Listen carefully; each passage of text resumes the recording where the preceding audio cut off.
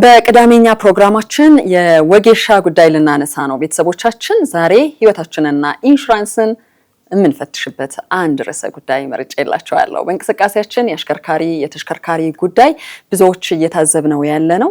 ማጋር ነው ጥፋቱ የምንልበት፣ በተለይ ባህሪያችንን በደንብ የምንመዝንበት አንዱ መገለጫ የሆነ ነው። አሽከርካሪዎች እርስ በርሳቸው ሲጣሉ ትንሽ ሄደት እያሉ ደግሞ እርስ በርስ ሲጣሉ፣ ከዛ ባለፈ ደግሞ የራሳቸው መጣላት እንዳለ ሆኖ ተሽከርካሪዎቻቸውን እንዲጋጩ ሌሎች ሰዎች ላይም አደጋ እንዲያደርሱ ምክንያት የሚሆኑ ትዕይንቶች በየቦታው ምን ነካን እያስባለን ነው። ያው እኔም አሽከርካሪ ነኝ፣ ብዙ ነገር ያጋጥመኛል።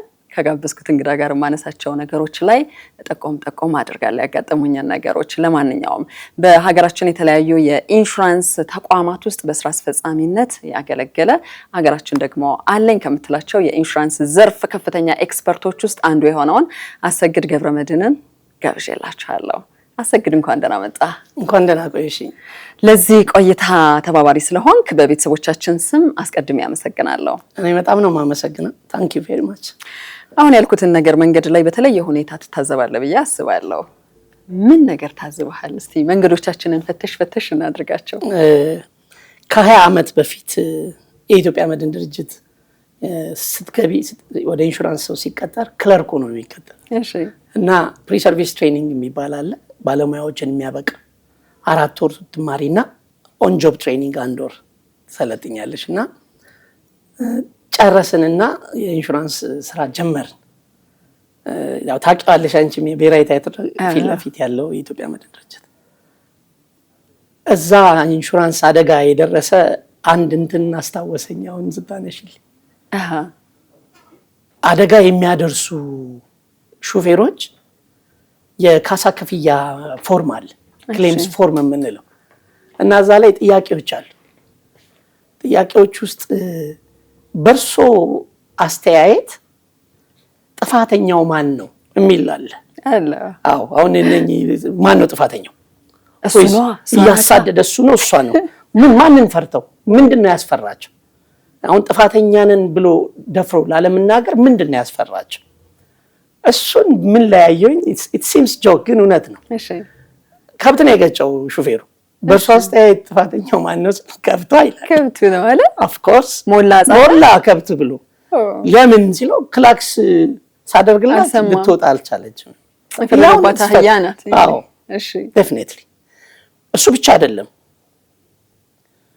አንዳንድ ጊዜ 2-3 ጊዜ መኪናዎች ተገልብጠው ሰውየው ተረፍኩ የሚል ሪፖርት ታገኛለሽ። ሮል አፕ ካደረገ መኪና ላይ እንዴት ሰው ይተርፋል? አደጋን ምንና ምንነቱን ዲቴል የሆነውን ኮንሲኩዌንሱን ሰዎች ስለማያውቁ በከፍተኛ ሁኔታ ኢሊትሬት ሆነዋል። ስለዚህ እያሳደዱ መግጨት፣ ግራና ቀኝ መኮረኳከም እየተለመደ የመጣ ባህሪ ነው። አይ ቲንክ እኔ በጣም ኢምፕረስድ የሆንኩኝ ነው እኔም ራሴ። ቲጂና ትክክል ነሽ። እኔ ይሄን ጉዳይ ሳነሳ ቀጥታ አንተን ያሰብኩት እዚህ እንግዳ ለማድረግ ካሰብኳቸው ሰዎች ውስጥ አንዱ አንተ ነህ። ስለ ባህሪ እንድናወራ ፈልጋለሁ። ምክንያቱም ባህሪያችን አነዳዳችን ላይ ይታያል። አነዳዳችን ደግሞ ህይወታችንንም በደንብ እንድናይ የሚያደርግ ነገር አለው። ለምንድን ነው ስንናደድ እጥፍ ድርብ የሆነ አደጋ የምናደርሰው ወይም አብረውን ከሚያሽከረክሩ ሌሎች አሽከርካሪዎች ጋር ሰጣ ገባውን የምንወደው? አንዳንድ ሰው የሚዝናናበትም ይመስለኛል መንገድ ላይ። በስነ ልቦና ትምህርት የሰው ልጆች የስህተታቸው ጫፍ ውጤት በኢንድ ሪዛልት ኦፍ አን ኤረር ምን እንደሆነ መገመት አይችሉም። ስለዚህ በአእምሯቸው ውስጥ ያለ የሐሳብ መውጣትና መውረድ ባህሪያቸውን ይቀርጻል። ያው ሳይኮሎጂ is all about behavioral study ነው። the mind of mankind ነው የሚያጠናው። ኢትዮጵያ ውስጥ 60% አደጋ ከድራይቨርስ ቢሄቪየር ጋር የተያያዘ 60% of the accident የመኪና ካር አክሲደንት። ይሄ እንደውም እዚህ ብቻ አይደለም። ዓለም ላይ ትልቁ አደጋ ፈንዳሜንታል ሪስክ አሉ። እነኚህ በተፈጥሮ የሚደርሱ አደጋዎች የምንላቸው አሉ። እነሱ ብሮድ ስፔክትረም ነው ውጤታቸው። በሚያደርሱት በጣም ሂውጅ ሎስ ነው የሚያመጡት። ከዛ ቀጥሎ ከዚህ ከኮሜርሻል ኢንሹራንስ ካታጎሪ ውስጥ የመኪና አደጋ ኢንሹራንስ ነው ከፍተኛው ዓለምም ላይ እና ተሽከርካሪ ድሮ ምን የሚባል ቀልድ አለ መሰለሽ ድሮ ከገጠር የሚመጡ ሰዎች መኪና ህይወት ያለው ይመስላቸው ቀርበው ሲያዩት ህይወት እንደሌለው ሲያውቁት ፕሮፐር ተሽከርካሪ መሆኑን ሲያውቁት ይገነዘቡና አጥፊ መሆኑን ሲያውቁ በጣም ይጠነቀቃሉ። አቲቲዩድ ነው ማይንድ ሴት ነው። እነኛ ሰዎች ደስ ይሉኛል። የከተማው ሰው መኪና ለሱ ጓደኛው ነው። መኪና ለሱ ፕሌይንግ ምንድነው ይሄ መጫወቻው ነው። እያሳደደ ሄዶ ሲገጭ ነው አይቻለሁ። ባይኔ 2-3 ቦታ አጋጥሞኛል። እኔ አንድ ሰው ተገጨ፣ ከተገጨ በኋላ ተመልሶ መጣ፣ ወደ ኋላ ሄደ፣ ክፍት ቦታ ነበረ፣ ነዳጅ ላይ ረገጠ፣ ከኋላ የሱን መታ። ስለዚህ ይሄ ብቀላ እዛው ጋር ኦፍ ኮርስ በጣም የሚገርም እኮ ባህሪ ነው። ኢሞሽናል ኢንተለጀንስ የምንለው አላረ በሳይኮሎጂ ሰዎች ኢሞሽናቸውን ማስተር ካላረጉ በኢንሲደንቶች ሁልጊዜ ኢንሲደንቶች እንደ የፕሮክሲሜት ኮዝ ኦፍ ዘ አክሲደንት ከሆኑባቸው ውጤቱ በጣም የከፋ ነው። በጣም የከፋ መንገድ ላይ አሁን የየዕለት ትዕይንት ነው። የትኛውም የአዲስ አበባ መስመር ላይ ሂድ የሆኑ ጸቦችን ታያለህ። ከፊሉ አሳልፉን በቃ ወርዛው ውጡና ይሄ አሁን ትንሽ ግጭት አይደለ እንዴ ፍቱት በሰላም የሚል ነው። ከፊሉ ደግሞ ውድ ሆኗል እያንዳንዱ ጭረት እናንተ ላይ ሲደርስ ነው የምታዩት ይላል። ከፊሉ ደግሞ ግራ ይገባዋል ምን እየተካሄደ ነው የሚለው። ግን እንደ መብት ሳየው በሰላም መንገዱን የመጠቀም መብት አለኝ። ከእያንዳንዱ ግጭት በፊት የሆኑ ጸቦችና ሰጣ ገባዎች ነበሩ። የሚገርመኝ ነገር ነው ይሄ ብዙ ስለማሽከረክር ነው። እኔ ምንድን ነው ምክንያቱ? በጣም ትልቅ ኦብዘርቬሽን ነው። ትልቅ እይታ፣ ትልቅ ምልከታ ነው። ሰዎች የኢንሹራንስ ሽፋን ስላላቸው እንደፈለጋቸው መንዳት የለባቸው። አንዳንዱ ኢንሹራንስ የማይሸፍናቸው በርካታ ቀውሶች አሉ። በቤተሰብ ድረስ የሚሄዱ መጨረሻቸው ምን እንደሆነ ማናቃቸው ተያያዥ የሆኑ የስነ ልቦና ቀውሶችን ሁሉ ይፈጥራል። ይህንን በጥልቅ ካለመረዳት የተነሳ መኪና መንዳትን ጨዋታ አድርገውታል። ምክንያቶች ሊኖሩ ይችላሉ። በርካታ ምክንያቶች መደርደር ይቻላል። ነገር ግን የህብረተሰቡ ዝንባሌ በሀገር አቀፍ ደረጃ ያለመረጋጋት በሆነው ባልሆነው የቁጡ አግሬሲቭ ቢሄቪየርን ባህሪን ዴቨሎፕ ማድረግ የነጂዎች ተሽከርካሪን የሚያሽከረክሩ ሰዎች አካባቢን ተቆጣጥሮ መንገድን ርቀትን ጠብቆ ሌን ጠብቆ የመንዳት እውቀት ማነስ ብልሹ የሆነ ስነ ምግባር ዴቨሎፕ ማድረግ እዚህ ላይ ታየዋለሽ። አንድ ሰው በሆነ ነገር ብልሹ ከሆነ መኪናው ሲነዳ ብልሹ ነው። እሱ በብዛት ነው ያለው፣ በጣም በብዛት። የብዙዎች ባህሪ ግን አሽከርካሪ ሲሆኑ ተፈትኗል። እውነት ለመናገር የሆኑ ቦታዎች ላይ እንደው ድምፅ አውጥተህ በማይክሮፎን እያወራህ ብትሄድ ደስ የሚል አይነት ስሜት ይፈታተንናል። ኧረ ዞር በል ምን መሆንህ ነው አንተ የሚል ስሜት ቢያንስ ተናንቆኝ ያውቃል። ግን እንደተባለው ቀጥሎ ምን ሊሆን ይችላል የሚለውን ሰው እንዴት አያስብም የሚለው ግን ትልቁ ጥያቄ ነው። አሁንም ኢንሹራንስ ሙሉ ስለገዛሁ ብቻ መተማመኛ መሆን ይችላል እንዴ? መንገድ ላይ የሚፈጠሩትን ቀውሶች ማስተዳደር እንደምችል እርግጠኛ ነኝ። ኢንሹራንስ ጋራ ስንመጣ በጣም ትክክል ነው። ይሄም በርካታ ወጣት ልጆች እድሉ ተፈጥሮላቸዋል። በዚህ ራይድ ሰርቪስ መስጠት እድሉ ተፈጥሮላቸዋል። ይሄ በዓለምም ያለ ነው። ይህንን እድል ግን በትክክል እየተጠቀሙት አይደለም። ሲነዱ ካየሻቸው ወደሚደርሱበት ቦታ ቶሎ ለመድረስ በየትኛውም በኩል ነው የሚያጥፉት። በየትኛው በዚህም በግራ በኩል ታጥፈው እንደገና ከአንቺ ፊት ይሄዱና ከተወሰነ ሜትር በኋላ ደግሞ በዚህኛው በኩል ሲታጠፉ ታገኛቸዋለች። ምንድን ነው ይሄ ማለት? ዚግዛግ አነዳት ተጀምሯል አዲስ አበባ ማለት which is በጣም ከባድ ሪስክ ነው ያለው። ስለዚህ የቪዲዮ ማሳመኛዎችን መቀበል መጀመር አለባቸው ማለት ነው። ኢንሹራንስን ስናይ ፕሪ ሪስክ ቅድመ አደጋ እና አደጋ እና ከአደጋ በኋላ ያሉ ነገሮችን ሙሉን ማየት ነው። የኢንሹራንስ ኩባንያዎች ኢንሹራንስ ሲያስገቡ ተሽከርካሪን በተመለከተ ተሽከርካሪው ማን ነው፣ ወቅታዊ ሁኔታው ምን ይመስላል፣ ሰሌዳ ቁጥሩ፣ የኢንጂኑን ቻሲ ነምበሩን እነኚህ ከታይትል ቡክ ከሊብሬው ጋር የተያያዘ መሆኑን በደንብ ያያሉ። ኤሌክትሪካል ሲስተም፣ ሳውንድ ሲስተሙን፣ ሚረሮቹን በደንብ ያያሉ። እነኚህ የኢንሹራንስ ሰርቬየርስ የሚባሉ ናቸው። መኪናው በዚህ መንገድ ኢንሹራንስ ሊገባ ይችላል። በዚህ መንገድ በደንብ ታይቶ ይገባል። አንዳንዴ ግን የመንገድ ትራንስፖርት የቴክኒክ ብቃት ያለው መኪና ተብሎ ቦሎ ለጠፈ ማለት እዛ ጋ የሆነ በብልሹ አሰራር መነዳል የማይገባው መኪናን ታገኛለሽ። በኢንሹራንስ አንዳንድ ቦታ በብልሹ አሰራር በሰርቬ ያልፋል። የኢንሹራንስ ፕሪሚየምን ይከፍልና ወደ መንገድ ሲገባ እንደውም ቀልዳለ አንዳንድ ጊዜ አሁን ላዳ በጣም የሚያንቀሸቅሻት ይላሉ ኢንሹራንስ አካባቢ ያለ ላዳ በጣም የሚያንቀሸቅሻት ለመካስ ነው።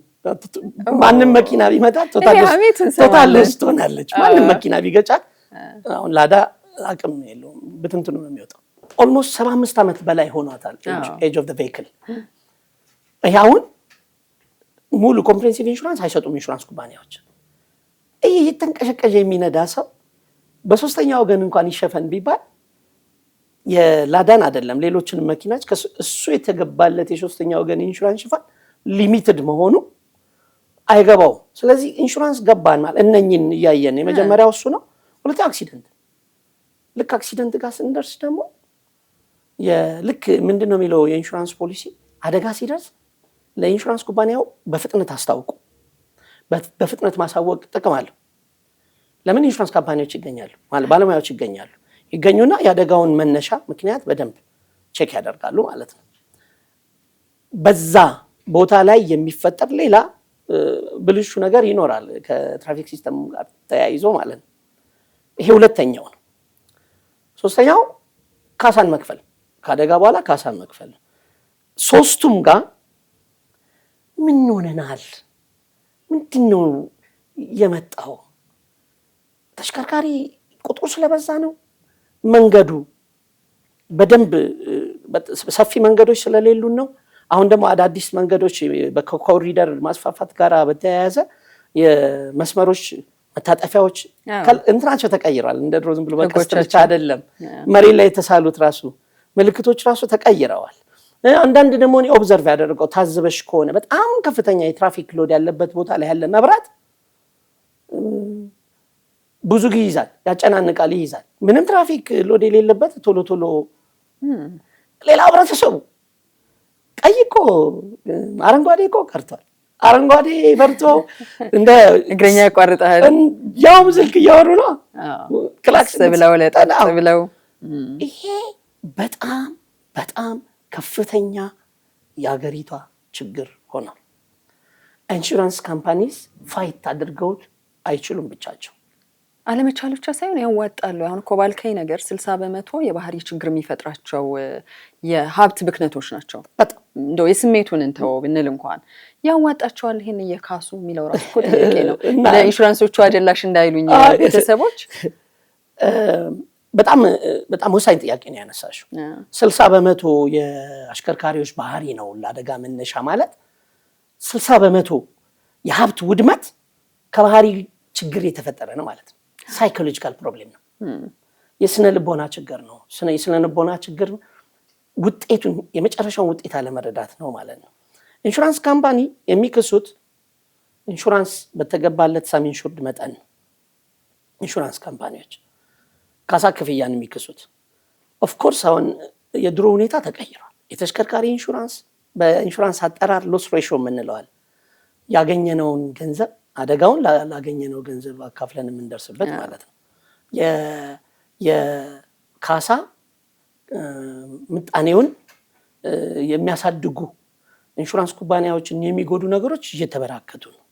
ስለዚህ ቅድም እንዳልሽው ኢንሹራንስ ካምፓኒ እንደ በፊቱ አይደለም መስራት ያለባቸው። ስትሪክትሊ መመሪያዎችን መቀየር መቻል አለባቸው። ለምሳሌ ቅድም ያልሽው ቪዲዮ ኤቪደንስ ራሳችን ቪዲዮ ሄደን እናነሳለን፣ እንይዛለን፣ ፈጥነን እንሄዳለን፣ እንይዛለን። የሰዎችን ዊትነስ መጠቀም። ሶስተኛ አሁን አሰራራቸው ላይ አሁን የምናያቸውን ነገሮች መክተት አለባቸው። የጎን ግጭት የተገጨው ራሱ ጥፋተኛ ሆኖ ሄዶ ተጋጭቶ ሊሆን ይችላል ካሳ ሪፖርት ሊያደርግ ሲመጣ። ምክንያቱም ኢትስ ኦብቪየስ እየታየን በትክክል የምናየው ነው። እና የሰለጠነውን ዓለም ትንሽ ኤክስፕሌን ላድርግልሽና ወደኛ እመጣለሁ። በፊት በአደጋ ምክንያት ሰውየው ተያያዥ የሆኑ የስነ ልቦና ችግሮች ውስጥ ይወድቃል። ማያባራ እንቅልፍ ማጣት ውስጥ፣ ከሰዎች መገለል፣ በሐዘን ውስጥ መዘፈቅ፣ ጸጸት፣ ቁስል፣ ስቃይ፣ እነኚህ በአንድ ሰው ገላ ላይ በሚደርስ አደጋ የሚፈጠሩ ናቸው። የኢንሹራንስ ኩባንያ ሐኪሞች የሰጡትን ሰርተፊኬት ወስዶ ዲዛቢሊቲ የምንለው አለ፣ የአካል ጉዳት፣ ቋሚ አካል ጉዳቱን ብቻ ነው የምንክሰው።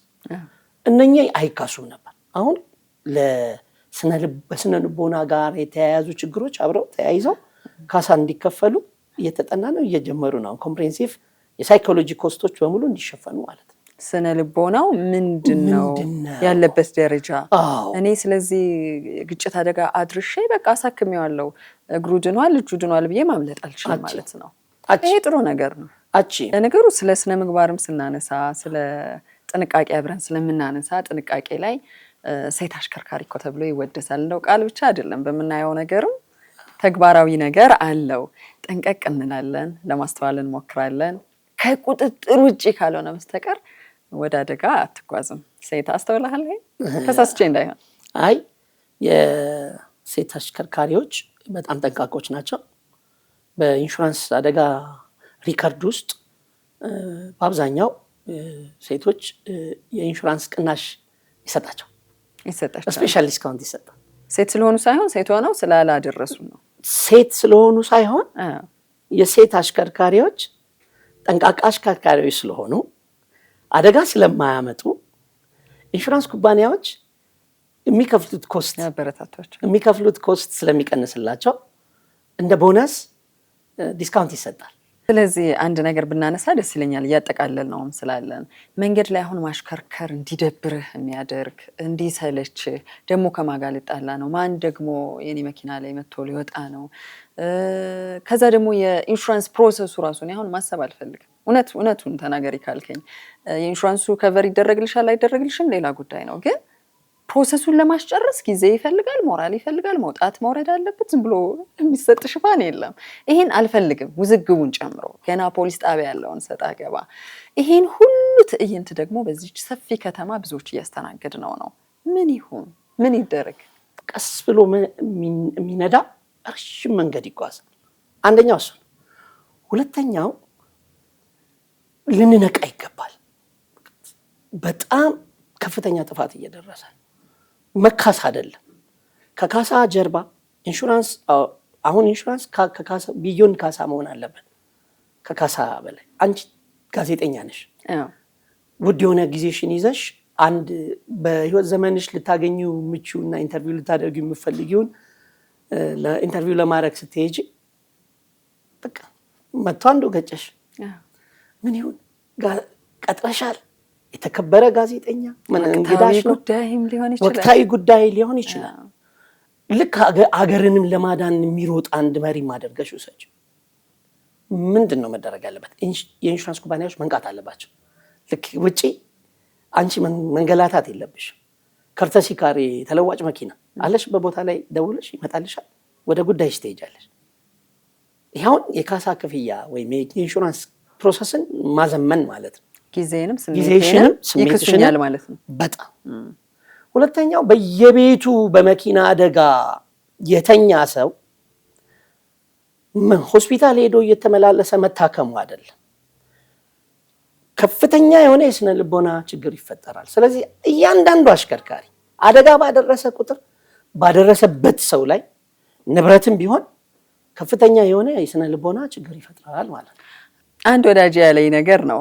10 በጎች ነበሩ፣ 2ቱን ገጫ አንድ አሽከርካሪ እና በቃ ከፍዬ ሄዳለሁ 2 በግ አይደል አሉ ሰውየው። አሽከርካሪው አይ 2ቱ ሞተዋል፣ ስምንቱ ደንግጠዋል አሉ ባለቤትየው። እና እሱንም ነገር አስቤው አላውቅም ነበር። ቀል ይመስላል ነገሩ። የደነገጠ ያዘነ የተጸጸተ የሚገባበት የጠፋው ተስፋ የቆረጠ ብዙ ሰው ከአደጋ በኋላ አለ የሚለው ካሳ ይፈልጋል ማለት ነው። አሁን አንተ በምትለኝ በጎቹም ካሳ ይገባቸዋል አሉ እኮ ተከራካሪዎች። ስለ ኢንቫይሮንመንት የሚከራከሩ አሉ፣ ስለ እንስሳት የሚከራከሩ አሉ። እንስሳት እኮ የደነበሩበት መደንበር ወደ ነበሩበት የሚመለሱት በትሪትመንት ነው። የእንስሳት ቴራፒ አለ። ቅድም ያልሽው ማህበረሰብ እዚህ ሀገር ካሳ ከመክፈል ውጪ የቴራፒ ሲስተም የለም። ወደ ነበረበት ለመመለስ የሚያስችል አይደለም። የአእምሮ ቁስልን የማከም አይደለም። ኢንሹራንስ ሲገባ ፒስ ኦፍ ማይንድ ለማግኘት ነው፣ የአእምሮ ሰላምን ለማግኘት ነው። አደጋው ግን ካሳም ተከፍሎ የተጎዱትን ሰዎች የአእምሮ ሰላም አይመልስም። ስለዚህ ይሄ አዲስ እይታ ነው። እኔም በውስጡ እስካለው ድረስ አንድ ኢንሹራንስ ካምፓኒ መጀመሩ አይቀርም የስነ ልቦና ችግርን ጭምር የመካስ ፕሪሚየሙን መክፈል ይችላል ደንበኛው፣ እሱ አይደለም ይሹ። ሌላው አሽከርካሪዎች የሰው ልጆች አይደሉም። በስነ ልቦናም ሳይንስ በኢንሹራንሱ ሙድ የሚባል አለ።